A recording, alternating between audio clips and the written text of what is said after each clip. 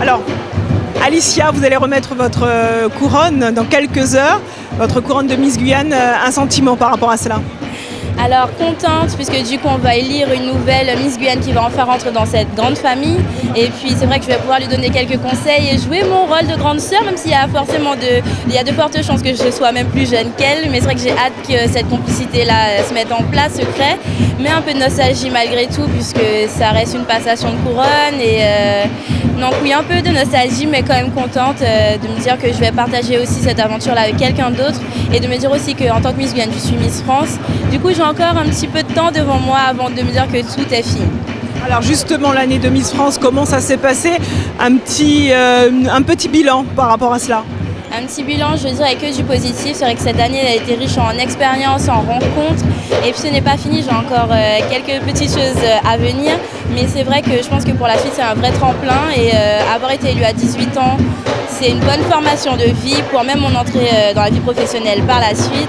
Et je pense que je ne regrette pas du tout d'avoir remporté cette couronne grâce à tout mon public guyanais aussi. Je ne les oublie pas, je les remercie d'ailleurs. Et puis, voilà.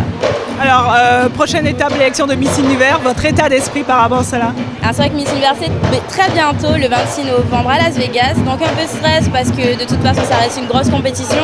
On est quand même 86 filles, donc c'est vraiment autre chose comparé à Miss France. Et aussi la barrière de la langue, puisque chacune parle la langue de son pays, même si effectivement il y a un peu l'anglais qui nous permet de communiquer entre nous. Et on a la chance quand même d'avoir des traducteurs, donc ça rassure quand même. Après il y a aussi le back-to-back que tout le monde attend, puisque la Miss actuelle est une ancienne Miss France. Donc un peu de mélange de tout ça, de stress, mais d'envie aussi, parce que j'ai envie que ça se passe, que ça se fasse. J'ai eu la chance de participer, entre autres, à l'élection d'Iris aux Philippines, donc ça m'a vraiment donné envie de participer à ce show.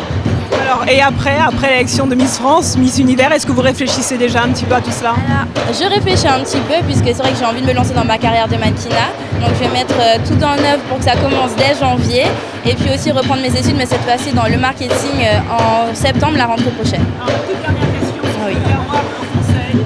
Oui.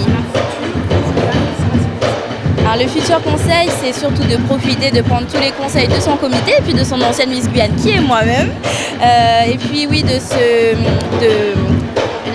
désolée, j'arrive pas à parler. Oui. oui.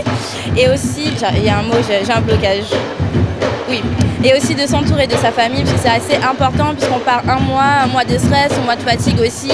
C'est vrai, envie de belles choses, mais on est coupé de notre famille. Et c'est vrai qu'il n'y a plus de portable, plus tout ça, enfin c'est très tard le soir. Donc la famille, les amis, et puis surtout rester soi-même, rester humble.